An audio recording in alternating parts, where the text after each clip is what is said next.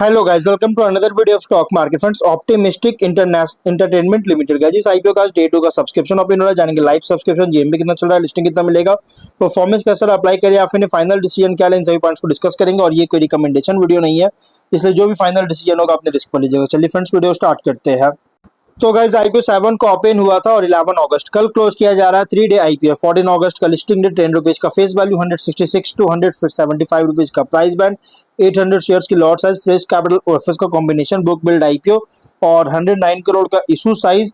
62 lakh shares के issue किया गया है, जो कि मानसे share and stock broking market maker है। और फ्रेश कैपिटल 77 करोड़ का, ओएफएस 21 करोड़ का किया गया है और एनएससी एसएमए पे लिस्टिंग किया जा रहा है। अलॉटमेंट डेट 12 अगस्त का, 13 को रिफंड रिलीज किया जाएगा, शेयर्स डीमैट अकाउंट में क्रेडिट होगा। ऑफर दिया गया है क्यूआईबी, एंकर इंक्लूड नहीं करेंगे, 18% का, big HNI 9, small HNI 4.5, retail 31.5% offer दिया गया है। रिटेल ओनली 2 लॉट अप्लाई कर सकते हैं, 1600 शेयर्स मिलेंगे, 2.8 लाख पे करना पड़ेगा। Small HNI minimum 3 lot apply कर सकते हैं, 4.2 लाख पे करना पड़ेगा। मैक्सिमम 7 लॉट अप्लाई कर सकते हैं, 9.8 लाख पे करना पड़ेगा।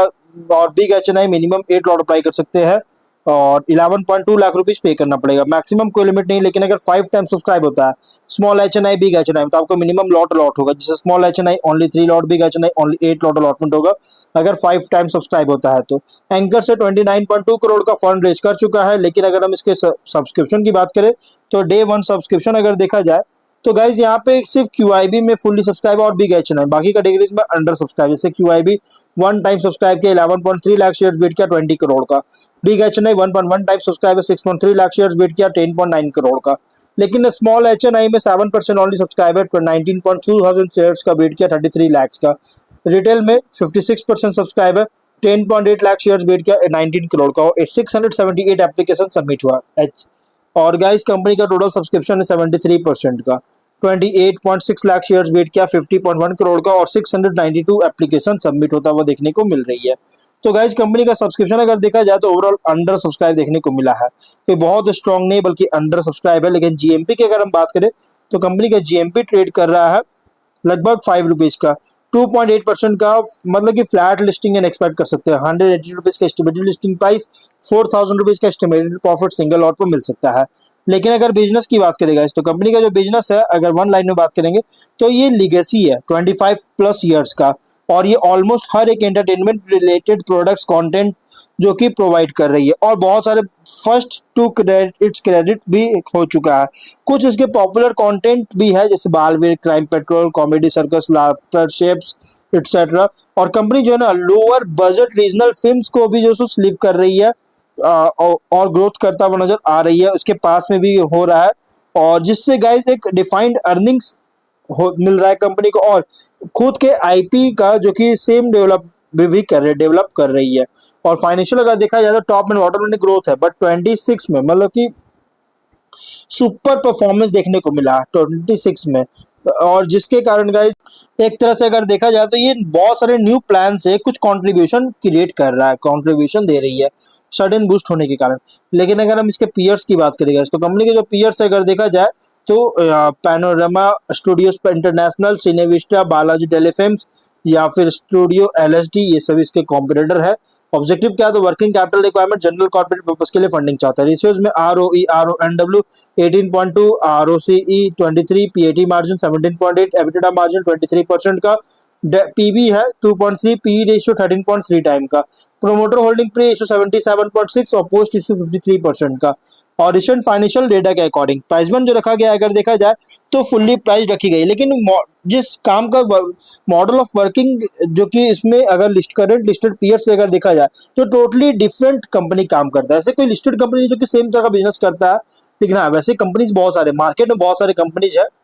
और अगर हम शॉर्ट एनालिसिस करेंगे जिसमें स्ट्रेंथ अगर देखा जाए तो television, films, digital content production sector में ऑपरेट करता है। ओवर 2 डिकेड्स का एक्सपीरियंस है कंटेंट क्रिएशन में, टेलीविजन, ओटीटी प्लेटफॉर्म और फिल्म्स के लिए।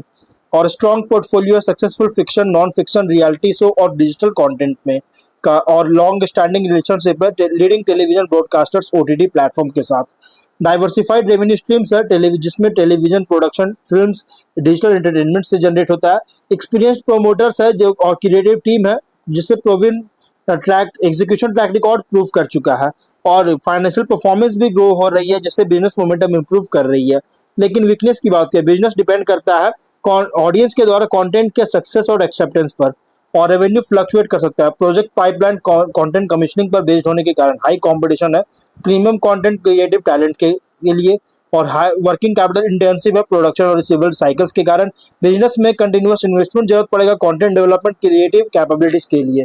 और अपॉर्चुनिटीज की बात करें तो डिमांड जो है ग्रो कर रही है ओटीटी कंटेंट, टेलीविजन प्रोग्रामिंग और डिजिटल एंटरटेनमेंट के लिए, और इंटरनेशनल कंटेंट लाइसेंसिंग डिस्ट्रीब्यूशन में एक्सपैंड कर रहा है, और कंजम्पशन इंक्रीज हो रहा है रीजनल और ओरिजिनल डिजिटल कंटेंट का, और एडवर्टाइजिंग स्ट्रीमिंग प्लेटफॉर्म्स ग्रो कर रहा है, इसमें ग्रोथ देखने को मिल रहा है, जिसे लॉन्ग टर्म डिमांड सपोर्ट करता है।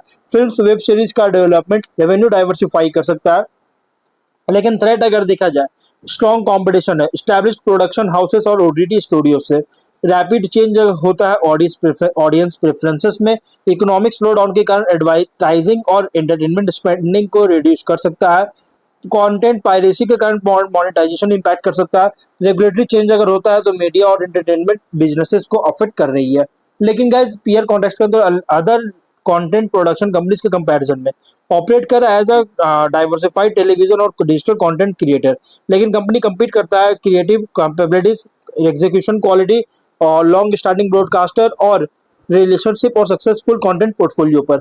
लेकिन इन्वेस्टर के लिए आईपीओ प्रेजेंट कर रहा है मीडिया एंड एंटरटेनमेंट सेक्टर पर, जहां लॉन्ग टर्म ग्रोथ डिपेंड करता है कंटेंट सक्सेस, ओटीटी एक्सपेंशन और क्लाइंट रिलेशनशिप सस्टेन प्रॉफिटेबिलिटी पर।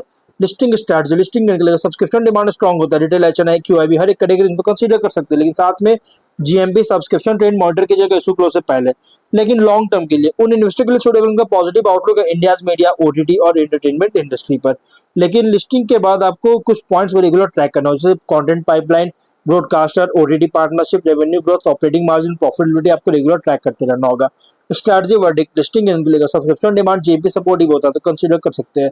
लॉन्ग टर्म के लिए उन इन्वेस्टर के लिए सूटेबल का लॉन्ग टर्म व्यू है मीडिया और डिजिटल एंटरटेनमेंट सेक्टर पर। इसलिए guys, जो भी देखिए कंपनी जो pure medium to long term IPO से जो भी फाइनल डिसीजन लीजिएगा अपने रिस्क पर लीजिएगा, ये कोई रिकमेंडेशन वीडियो नहीं है।